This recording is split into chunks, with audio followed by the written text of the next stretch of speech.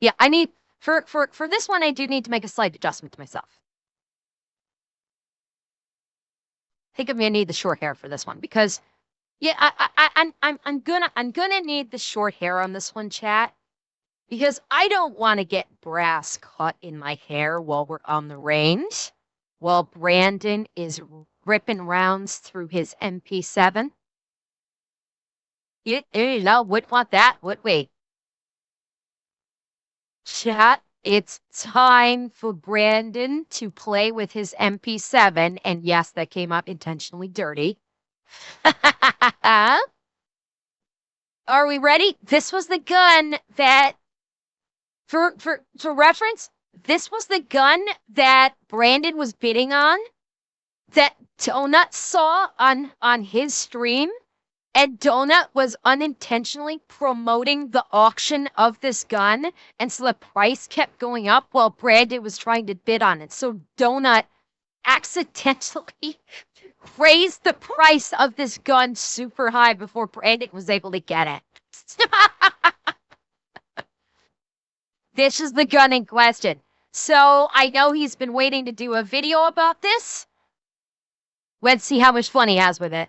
I'm going to keep the intro to this one pretty short and sweet. After years of searching, I can finally say, I have an MP7.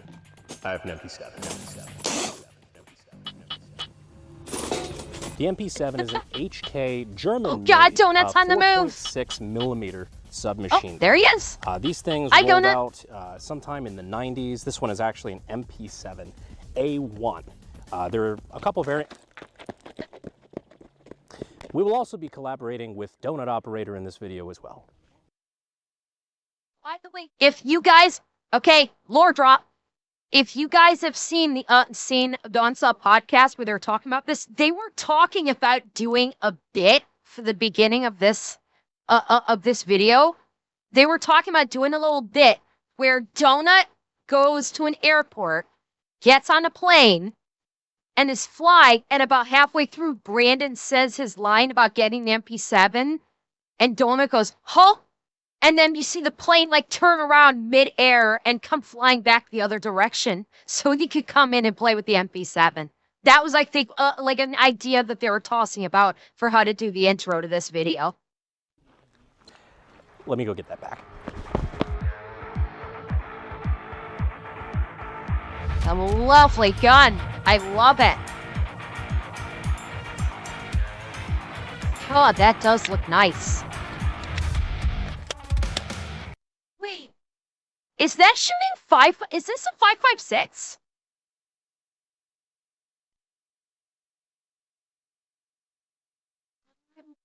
Is this 5.56?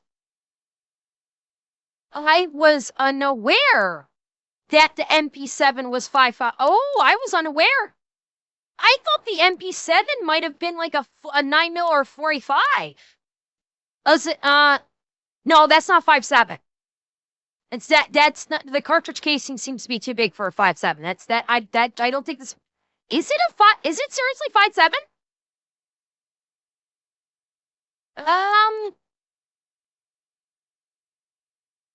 Maybe it is.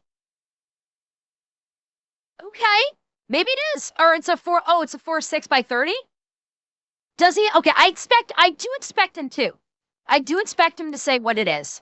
And Fatal, thank you for the tier 1.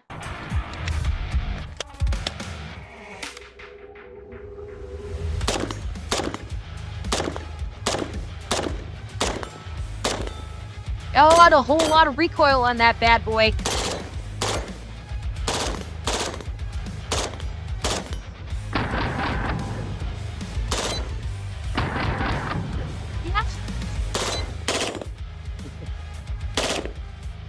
Donut's loving it. Wait, did that do what I think it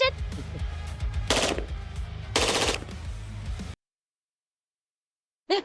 My brain! Oh, baby! And we got it with that. We got that without the black bar too. Oh, baby!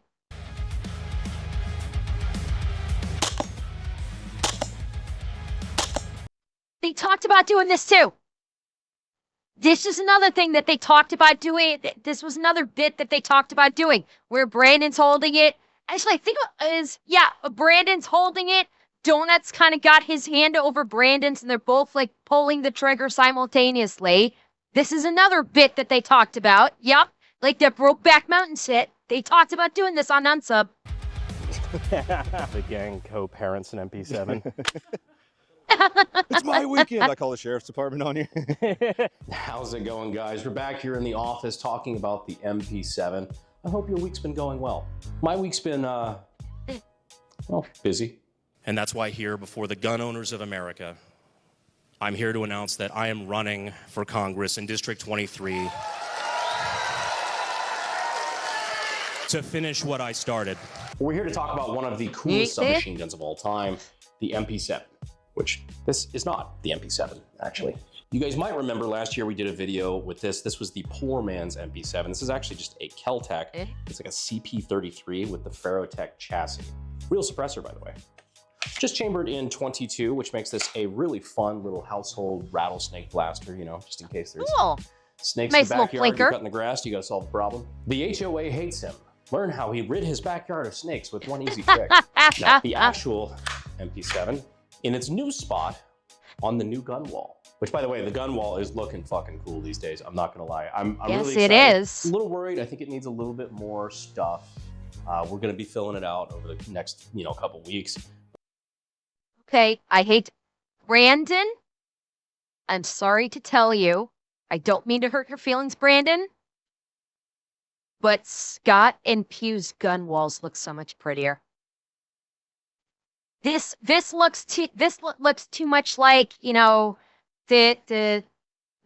tool pegboard wall that you've just got hook shoved onto it. Scott and Pew's gun walls are like clean wood, like wood slats, and they look so much cleaner and so much prettier. I'm sorry, Brandon, but it's like their gun walls just look so much nicer. At least right now. I know you're still working on it. I know you're still working on it, Brandon. I just gotta point it out. I'm sorry. I gotta point it out. But I think we're off to a good start. Over on this side, we have, it just kind of ended up this way, and then we leaned into the bit. These are the guns from Fallout, like Fallout New Vegas, Fallout 3, stuff like that. From, the service rifle, the AM-180, beautiful gun.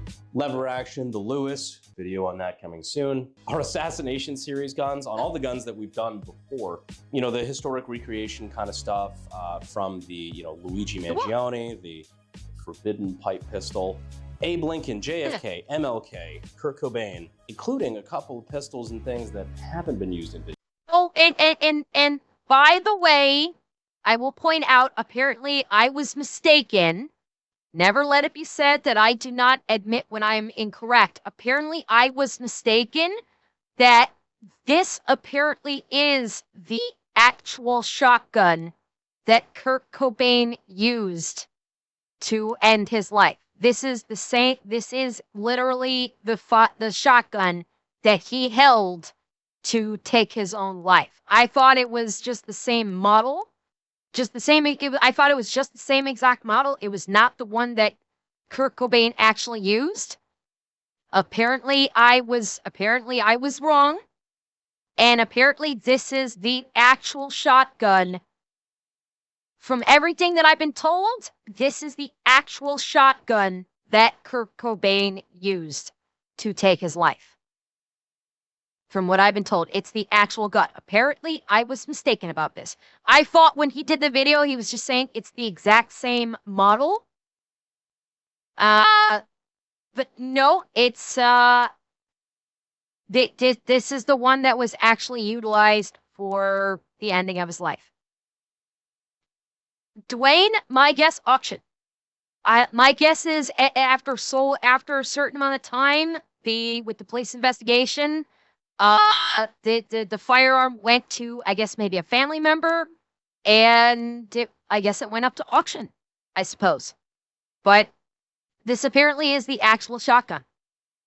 Kurt Cobain, including a couple of pistols and things that haven't been used in videos yet that we are going to be doing soon. Marita assault rifle from Starship Troopers. Don't worry about it. A couple of some classic favorites from the old gun wall. The blue Cody's tube, AR, which he just hasn't picked up yet, and I've been putting it on the wall just to see if he notices.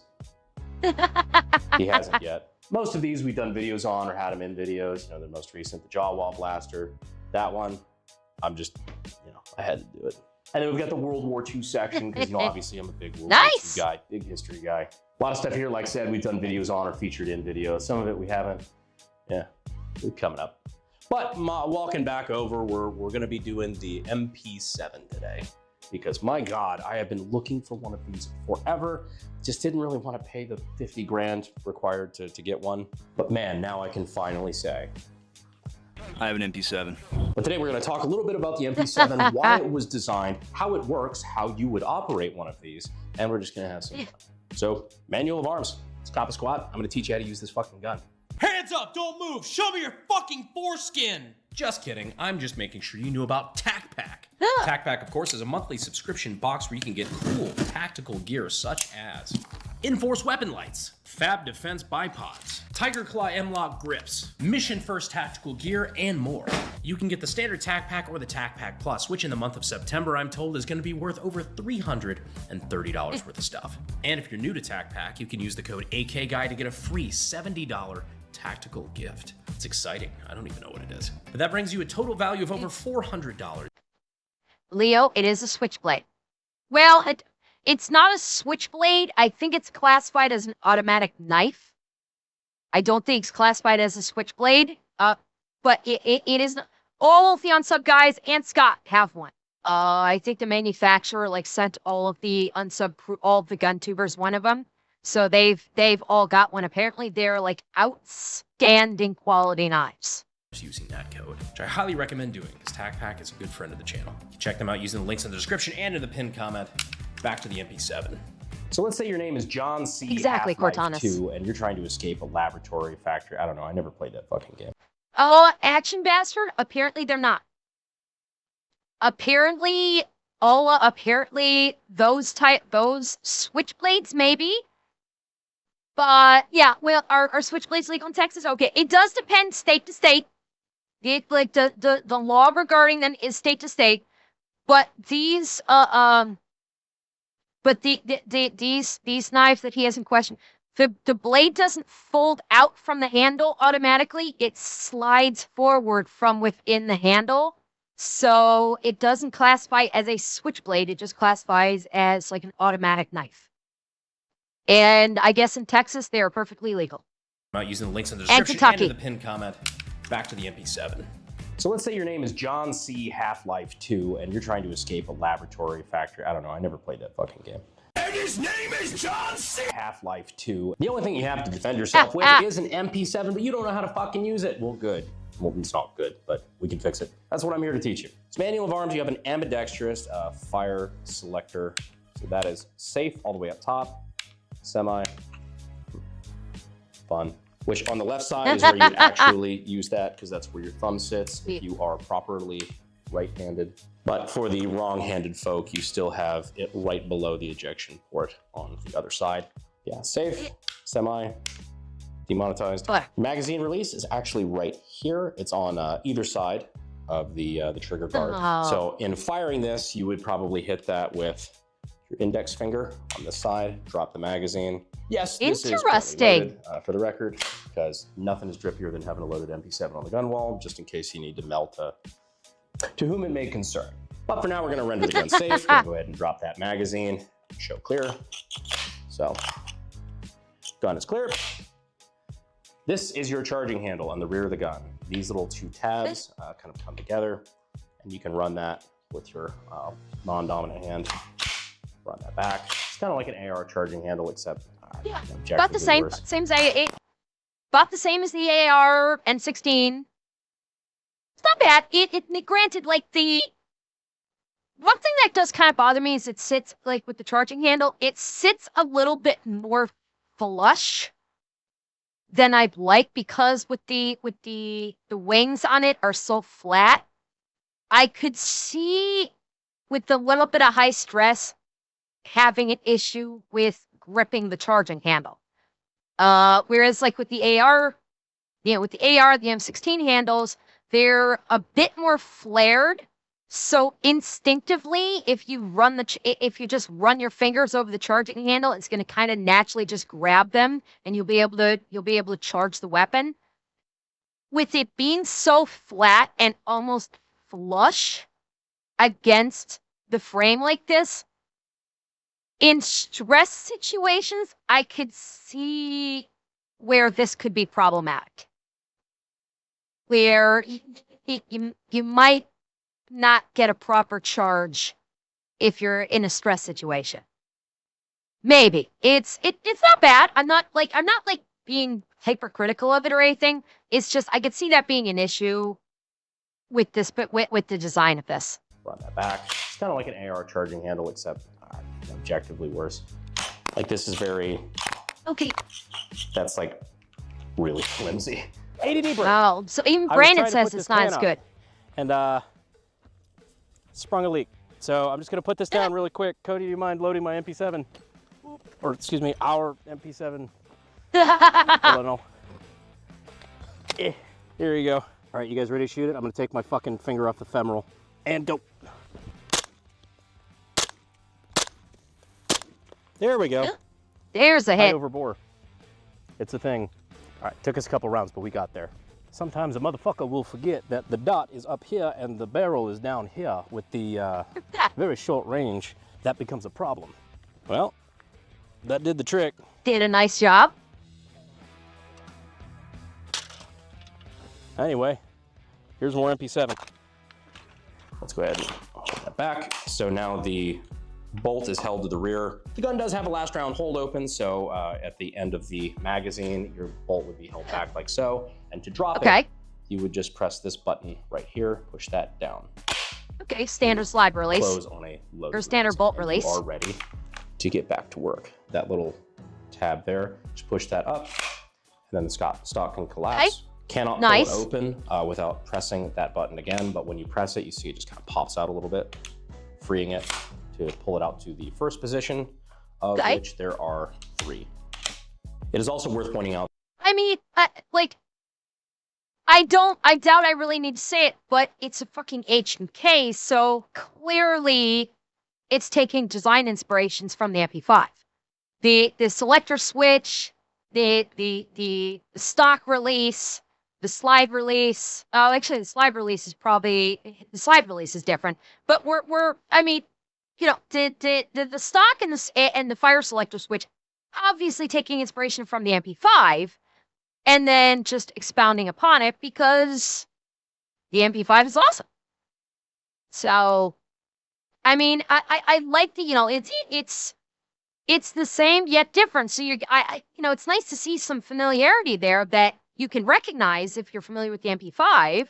And then the difference is, that's why I'm saying it, Warmoose, is because it's an HK, we're seeing some obvious MP5 fixtures on their MP7.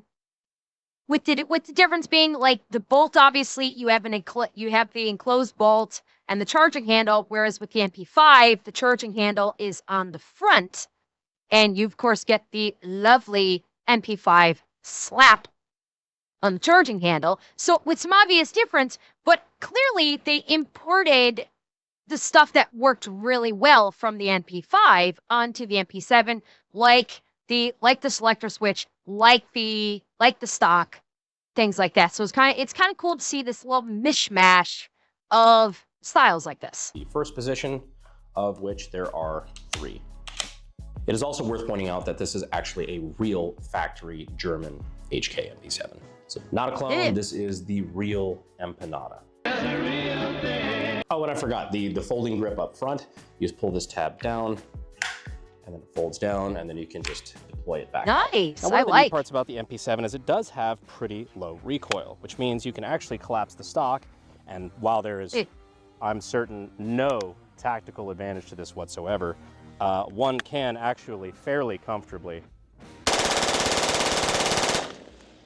one-hand it and keep it fair. Me! Yay! I want to see that again. That was fucking awesome. Tactical advantage to this whatsoever. One can actually fairly comfortably one-hand it and keep it fairly steady. Would you ever want to do this for any real-world practical reason? No. Did I have a lot of fun doing it just now? So as to how the gun actually functions, we're going to go ahead and pull these pins out of the rear.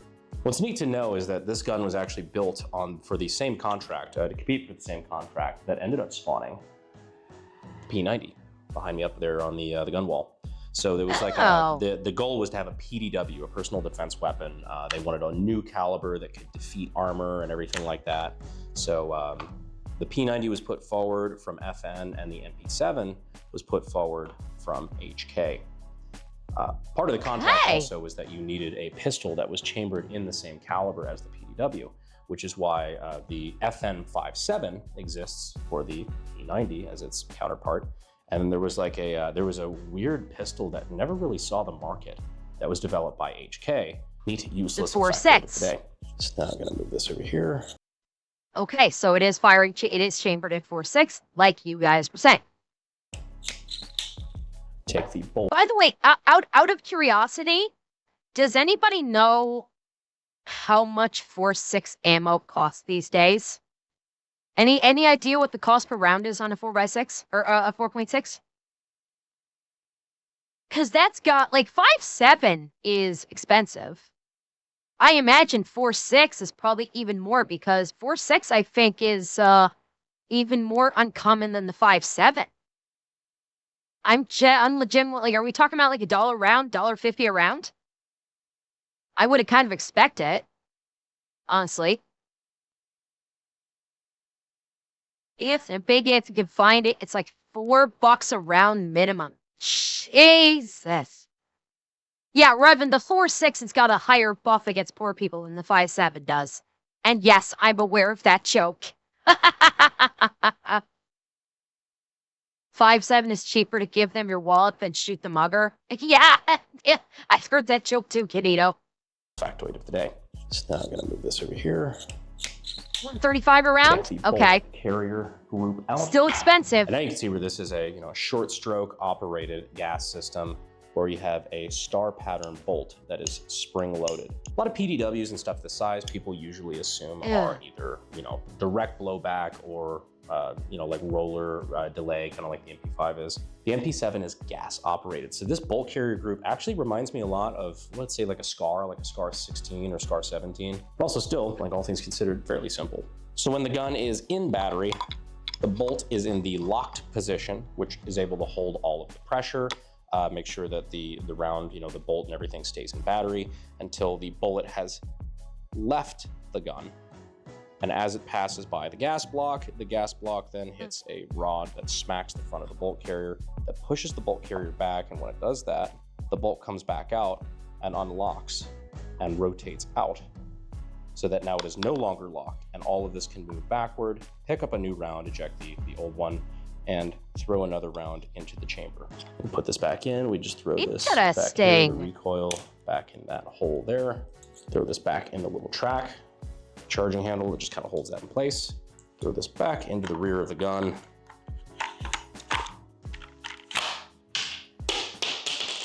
Drop the pins, that's a very necessary part. Throw these back into the rear. And once again, we have a functional MP7. Chuarian, my guess is H&K probably does not. But I would imagine there is an aftermarket that does have a drum that is a drum. Here's the problem though. I think a drum mag would put too much weight on the retention inside the grip where the magazine is mounted. And I think you would run into an issue of misfeedings. Because you're probably a drum mag would probably be way too much weight on it, and the magazine would be pulled down, and you would probably get continuous feed issues the entire time. So. Designing this gun, I think, for a PDW is fairly interesting. If you also think so, and you're curious to get your start in gunsmithing and weapons technology, maybe check out SDI.edu down in the links in the description and the pinned comment. No, just a thought. So the MP7... Is it just military, Leo? Okay. What's also vibey as fuck? MP7 with a suppressor. So we've got the actual B&T MP7 suppressor that we're just going to attach right here at the end. Ratchet on. And now let's test it suppressed. This is probably hearing safe. Close. I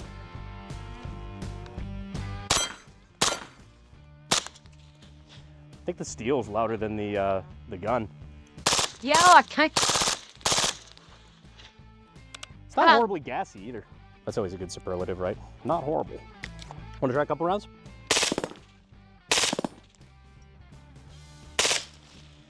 Nice. It's so silly. It's silly. I love it. It's silly. You could easily just see like one of our friends, you know, the people who've had those kind of conversations, just entering a room. Boop, boop, boop, boop.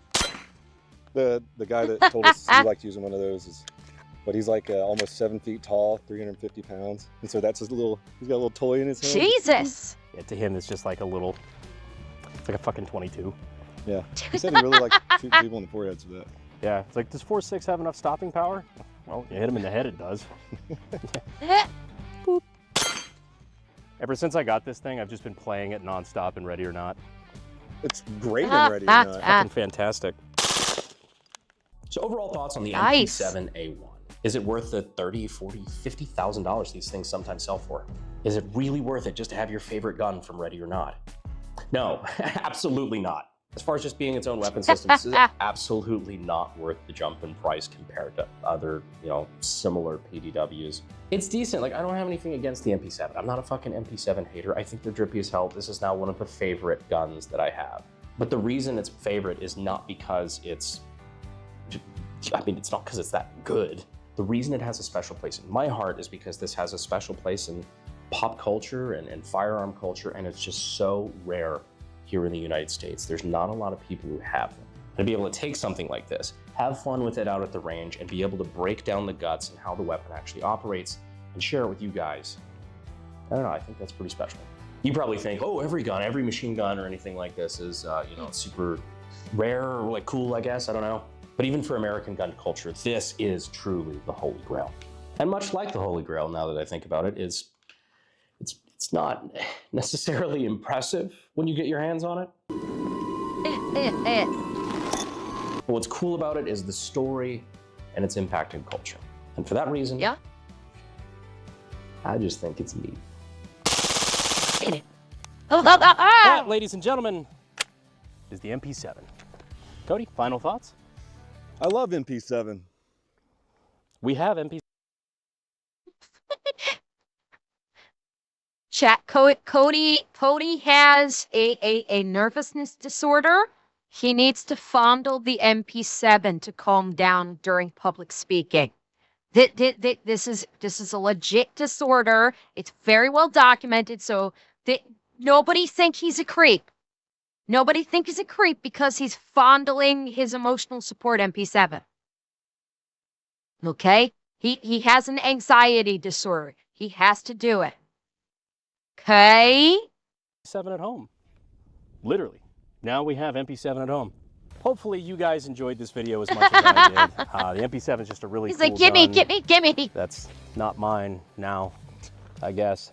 Anyhow, if there's any videos you guys would like to see on the channel coming up, just let me know down in the comments. We'll try our best to source it. Clearly nothing's outside the realm of possibility. Thank you again to Donut Operator for showing up in this video. I don't think there was a chance he was going to let me not let him collaborate on this one. I don't think so. I got up at 7 a.m. to drive here just to shoot the MP7. Oh, I love this God. thing so much. Yeah. Fucking fun. It's a fun little toy. We'll have to use it more on the channel if YouTube doesn't fucking pee-pee slap us for it. Anyhow, thank you guys so much for staying all the way to the end of the video. And as always, I will see you sexy YouTube mother lovers next time we break out the MP7. Thanks, guys.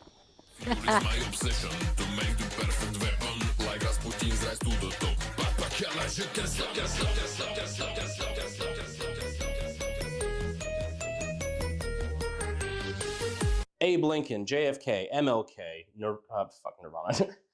Nas had a Snozzberries. fucking stroke there.